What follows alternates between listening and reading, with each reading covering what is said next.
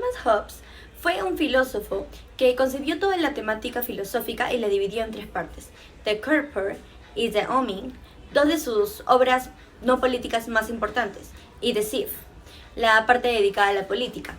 En 1460, Hobbes se exilió a Francia durante 11 años por temor de ser perseguido por haber publicado su primera obra, Elementos de Derecho Natural y Político, la cual sostenía que la mejor forma de gobierno era la monarquía.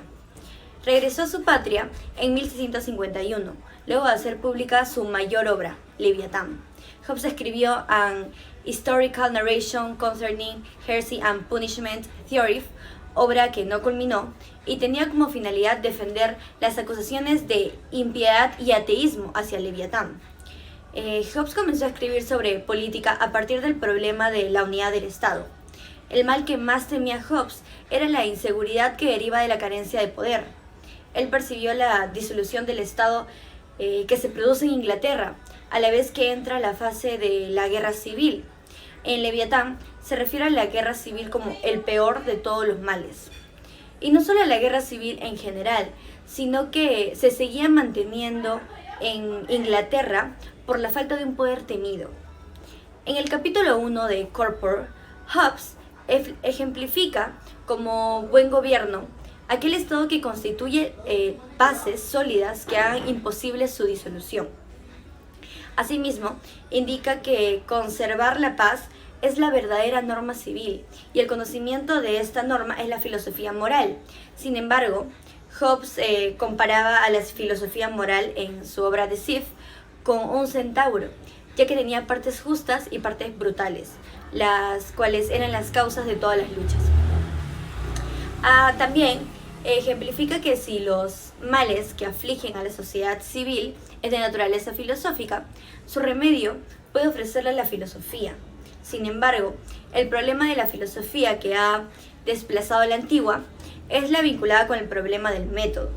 Hobbes llegó a la convicción, por medio de los contactos que estableció en sus viajes, que las únicas ciencias que habían progresado eran las que habían aplicado el procedimiento de la geometría, ya que en la geometría y en las ciencias demostrativas sus conclusiones se habían vuelto indiscutibles. No había lugar para disputas, a diferencia de la filosofía moderna.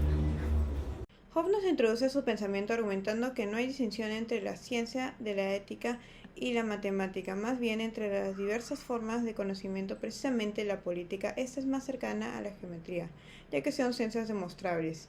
Añade que el hombre no solo imita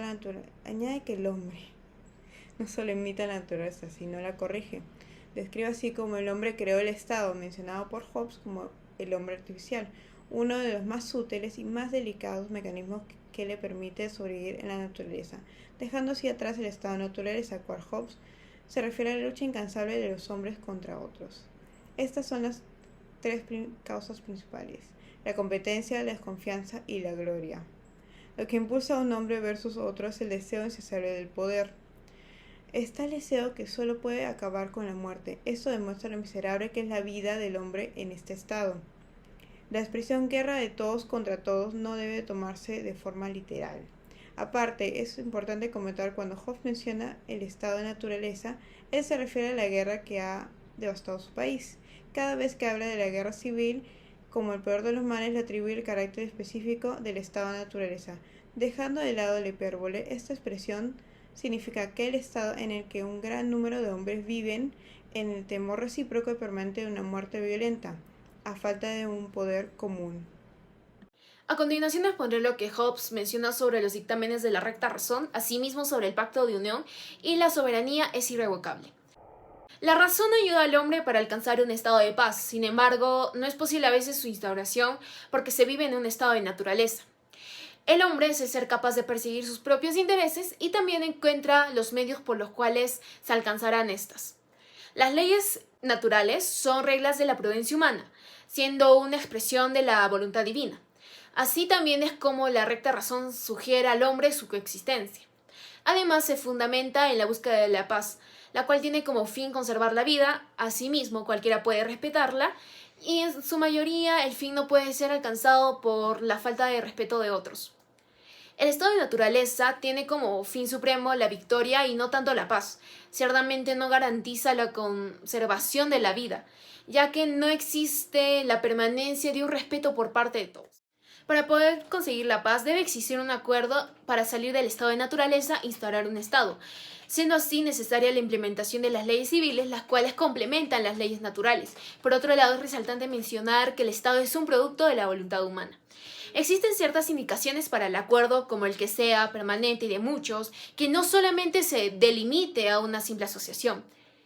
El poder común es importante para la revocación de la inseguridad. La única forma de instituir este poder es por la renuncia de este mismo, para que solamente uno lo tenga. Así es como Hobbes denomina el pacto de unión, al hecho de ceder tu derecho al gobernante, un pacto de sumisión, así atribuirle el poder a un tercero siendo este uno solo, y de cierta manera ese tiene condiciones y límites temporales.